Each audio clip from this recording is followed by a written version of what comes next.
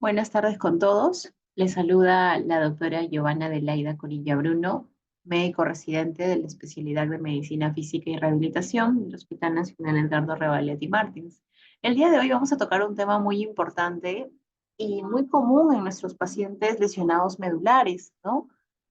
Ya sea ustedes como cuidadores, como familiares, como amigos, ¿no? O como cualquier persona que puede conocer a un paciente con lesión medular. ¿Y cuál es este tema? Las úlceras por presión, ¿no? Las llamadas escaras, UPPs, tiene diversos nombres. Vamos a conocer un poco más de qué se trata esto y cómo poder identificarlas. A modo de introducción, sabemos que la piel es el órgano más extenso de nuestro cuerpo y es el que está recubriendo todo y nos protege, ¿no? Nos da ese efecto de protección ante cualquier daño que pueda haber. Y la piel va a tener diferentes características. Por ejemplo, el grosor, la textura, ¿no? A veces es un poquito más áspera, más suavecita. Por ejemplo, si nosotros vemos la piel de nuestras plantas, de los pies o las palmas de nuestras manos, a ver, mírense las palmas de sus manos, tóquenlas, van a ver que es suavecita, no vemos que tengan vello, nada de eso, es lisa, igual la planta de los pies. ¿No? Entonces, vamos a identificar que la piel va a estar compuesta por varias capas. Entre ellas, voy a mencionar los nombres, ¿no? Son los nombres con los que los conocemos. La capa llamada epidermis es la más superficial, la que está como que más afuera. Luego tiene a la dermis y la hipodermis, ¿no? Que está mucho más profunda. Esto ya no lo podemos visualizar como tal.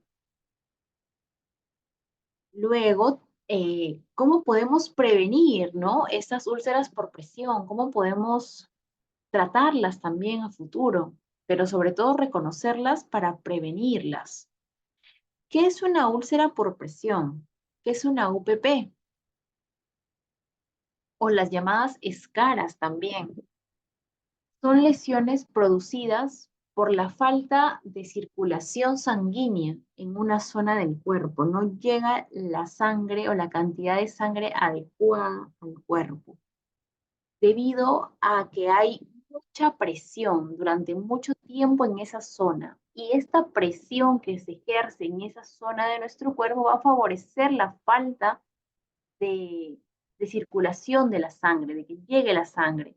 Y como no hay sangre en los tejidos, ¿qué pasa? Ese tejido empieza a morir, ¿no? Se empieza a afectar y empieza a tener cambios en su color.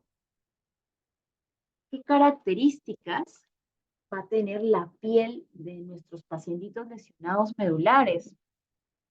Habrán visto el paciente con lesión medular ya no tiene una buena sensibilidad, ya no siente. Si se lastima, él no siente. La piel se torna más delgadita, va cambiando también el tono muscular. A veces están más duritos, más rígidos, a veces están muy blanditos, ¿no? Como flácidos. También a veces va a tener edema o lo que lo conocemos como una hinchazón, ¿no? Entonces, estas úlceras por presión van a causar que nuestros pacientes, nuestros familiares estén más expuestos a estas infecciones de piel, ¿no? Que luego pueden conllevar a una infección sistémica, o sea, total. Y el 95%, escuchemos bien, por favor, esta cifra es prevenible. O sea, 95% podemos prevenir este tipo de lesiones y evitar que los pacientes puedan llegar a hacer estos daños por úlceras de presión. ¿Qué factores influyen en su aparición? ¿No? ¿Qué va a hacer que aparezcan estas úlceras? Por ejemplo, la presión en las zonas, en las prominencias óseas. ¿Cómo prominencias óseas? Justamente donde resaltan nuestros huesitos un poco más, ¿no? Si nosotros nos palpamos nuestros codos, nuestras rodillas, nuestros talones, podemos palpar y sentir nuestros huesos. Y si esa zona yo la tengo por mucho tiempo en una sola posición, con mucha presión, poco a poco se va a ir dañando, se va a ir haciendo una herida. sobre todo a veces cuando hay una fricción, ¿no? Como que está constantemente sobándose contra la superficie, se empieza a irritar. Cuando el paciente trata de movilizarse, de sentarse, y a veces no hay una técnica adecuada, y sobre todo la humedad, ¿no? Actualmente ahorita el calor que estamos viviendo tampoco nos ayuda mucho con eso, ¿no? Porque es una zona que está húmeda y encima se está como macerando y se está lastimando poco a poco con la fricción que hacemos día a día. También hay ciertas enfermedades o problemas de salud que nos van a hacer un poquito más expuestos, predispuestos a estas úlceras. Por ejemplo, tenemos la diabetes, tenemos enfermedades del corazón, de los pulmones, ¿no? La diabetes hace que no haya una buena cicatrización de estas heridas, la obesidad también, o la extrema delgadez, porque como no va a haber mucha pielcita, mucho tejido, ¿qué va a hacer? El huesito va a estar más presionado todavía, ¿no? Y en la parte de cuando hay obesidad es que esta zona va a estar como que muy apretada, muy húmeda, no va a recibir la ventilación necesaria. Aparte de eso, también sabemos que nuestros pacientitos lesionados medulares no controlan muchas veces su intestino y su vejiga, entonces al perder orina va a estar esta zona mojada, al perder heces o caquita, ¿qué va a pasar? Que simplemente se va a contaminar aún más. Si tenemos una herida que está ya un poco abiertita, pero justamente le cae materia fecal, ¿qué va a pasar? Pues se va a contaminar, ¿no? Luego, por ejemplo, otros factores o situaciones que nos llevan a esto es que el paciente no se mueve, ¿no? No se puede mover, como siempre, a veces los dejan acostados por horas, ¿no? Esto va a depender mucho de cada realidad. El paciente también se estresa, se fatiga, se cansa, hay dolor, hay estrés, también las arrugas en la ropa de la cama, ¿no? Son cositas que podemos ir identificando en casa. ¿Y dónde suelen aparecer con más frecuencia? Por ejemplo, en las personas que están acostadas, en los talones, en las rodillas, en las costillas, en el área de los codos, ¿no?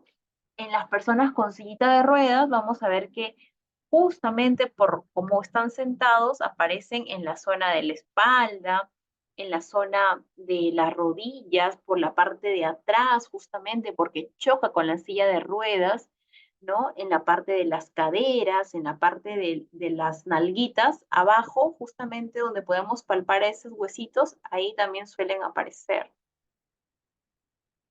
¿Y cómo se pueden clasificar, no? ¿Cómo clasificaríamos a este tipo de úlceras? Bueno, hay grados, ¿no? Tenemos el grado uno, que es un eritema. ¿Qué es un eritema, no? Para que me entiendan, es como que un cambio de coloración en la piel, lo vemos más rojito, ¿no? Y cuando lo presionamos, si lo presionan con su dedo, no se pone más blanco, ¿no? Entonces, porque a veces hay zonas que por estar muy presionadas están muy rojitas, pero nosotros le ponemos el dedo, lo presionamos y cambia de color a más blanquito, más claro, le sacamos el dedo y vuelve a su color normal, ¿no? En este caso no va a tener ese cambio de color a más claro, ¿no? Pero la piel aquí está intacta, ¿no? Entonces no hay una herida como tal, no se ve una herida como tal. A veces en pacientes con piel un poco más oscura se puede observar a veces más hinchazón, más induración, como que lo sentimos más duro, más decolorado y a veces hasta lo tocamos y como que quema, ¿no? Hay un calor local ahí. En la parte del estadio 2 tenemos que hay una pérdida ya de ese tejido que mencionamos ahora, ¿no? Que se llama la epidermis y la dermis, y ya empieza a haber una pérdida de ese tejido, ya podemos ver una herida, ya podemos ver la piel más expuesta, pero es superficial, como cuando te has raspado, te has lastimado, como una ampollita superficial. Esto es el grado 2. En el grado 3 tenemos que, aparte de perder estas capas que habíamos mencionado, ¿no? Y hay una alteración del tejido un poco más profundo y ya vemos como una úlcera, como una herida ya que está con mayor profundidad, ¿no? Y a veces incluso podemos ver cuando la limpiamos que se hace más profunda. En la parte del grado 4 o el estadio 4 ya no solo hay pérdida de la piel, no hay pérdida del tejido, el tejido empieza a cambiar de color, ya se pone más oscuro, ya hasta podemos ver el músculo o a veces se puede ver el hueso. Hay mal olor, hay secreciones, entonces ya estas son úlceras de mayor grado, ¿no? Las que son más graves. La pregunta que nos hacemos todos, ¿se pueden prevenir estas úlceras? Claro que sí se pueden prevenir, ¿no? Vimos ahora que el 95% eran prevenibles. Entonces, tenemos que tener ciertos cuidados específicos, ¿no? Y que ustedes lo pueden hacer en su casa, también en el ambiente hospitalario, cuando visitan a sus pacientes, ¿no? Cuidarse de los puntos de presión, ¿no? Si yo veo que mi familiar, que mi paciente justamente está en la cama y su tobillo está ahí rozando a cada rato, su taloncito, entonces podemos ponerle sus bolsitas de agua, algunas bolsas de gel, almohaditas, para que no esté rozando constantemente con esa superficie, evitar la humedad, ¿no? Cuando el paciente al toque orina en el pañal, cambiarle, asimismo con las deposiciones, mantener siempre la piel hidratada con cremitas limpias, seca. Aparte, una herramienta muy útil que ya hemos visto en los pacientes medulares es su espejo, ¿no? Enseñarle al paciente a usar su espejo y que también ustedes como familiares usen su espejo y le den una atención muy especial a esas zonas donde antes ya han tenido ciertas escaras, ¿no? Tal vez ya se resolvieron, pero pueden volver a resurgir por ahí una que otra escara. Entonces, esto lo vamos a identificar y también el paciente lo puede hacer con su propio espejo. No utilizar sobre la piel nada que tenga alcohol o químicos, o sea, muy fuerte, muy abrasivo con la piel. Hay que hacer la movilización, cambiar al paciente de posición, protegerlo, ¿no? Como con lo que hablamos con las bolsitas de agua. A veces si no hay una bolsa como tal o una almohadita, hasta un guante, una manopla se puede llenar con agua y se puede colocar bajo esa superficie ósea, bajo ese huesito, ¿no? Y también nos podemos ayudar de algunas superficies que ya son especiales, ¿no? Para apoyo.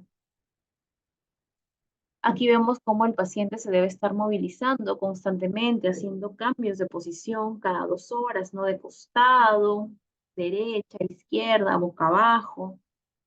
Asimismo, el paciente que está en silla de ruedas, ¿no? También se debe movilizar, no porque el paciente ya está en silla de ruedas no se va a movilizar, también se tiene que estarse movilizando constantemente. Por ejemplo, como vemos en esta imagen, no vemos cómo el paciente se estira en su silla de ruedas, se sostiene justamente utilizando sus bracitos y se empieza a estirar hacia la derecha, hacia la izquierda, o si tiene una mesita delante o una superficie, coloca sus brazos y se estira, ¿no? Flexionando, llevando todo el tronco hacia adelante, tratando de tocar sus pies. Hay que tener en cuenta que esto va a variar de acuerdo a cada paciente. Algunos lo pueden hacer solos, otros los pueden ayudar ustedes como familiares o como personal cuidador, lo pueden ayudar y no hay ningún problema. La cosa es que el paciente esté siendo movilizado, ¿no? También tenemos sábanas que son de otro material para disminuir el roce, pacientitos que pueden utilizar las grúas, ¿no? O para elevarlos, porque a veces son pacientes muy pesados que no se pueden movilizar, entonces se pueden hacer uso de estas grúas, ¿no? Hay superficies especiales de apoyo también, ¿no? Hay que tener en cuenta esto. De nada sirve que mi paciente, mi familiar tenga el mejor colchón si yo no lo muevo. O sea, no porque tenga el mejor colchón que haya comprado o el más caro, si yo no lo muevo, él me va a hacer una escara, me va a hacer una escara. Y si yo no tengo una piel limpia, así tenga el colchón más caro, me va a hacer una escara, ¿no? Porque hemos hablado ya de los cuidados que tenemos que tener, sobre todo la movilización de el paciente. Y sobre todo, un factor muy importante, la alimentación. Tiene que haber una adecuada alimentación, una dieta rica en proteínas, en frutas, en verduras, ¿no? Para que eso también conlleve a una buena cicatrización. Entonces, la pregunta, ¿se curan? Depende. La mayoría sí se pueden curar, pero va a depender del grado de profundidad de la úlcera que tengamos, ¿no? Como ya vimos, hay diferentes grados. Mientras más leve sea, va a tener una mejor probabilidad de curación. Mientras más grave sea, puede haber un mayor compromiso, porque a veces se llega a hueso, como mencionamos, y esto ya es mucho más complicado. También depende de cómo esté nuestro paciente, ¿no? Si ya está más tranquilo, si nuestro paciente tiene un buen estado de nutricional y de los cuidados que le podamos brindar nosotros como familiares, como cuidadores. Entonces va a depender mucho, pero sobre todo, teniendo en cuenta todo lo que he mencionado, se puede prevenir.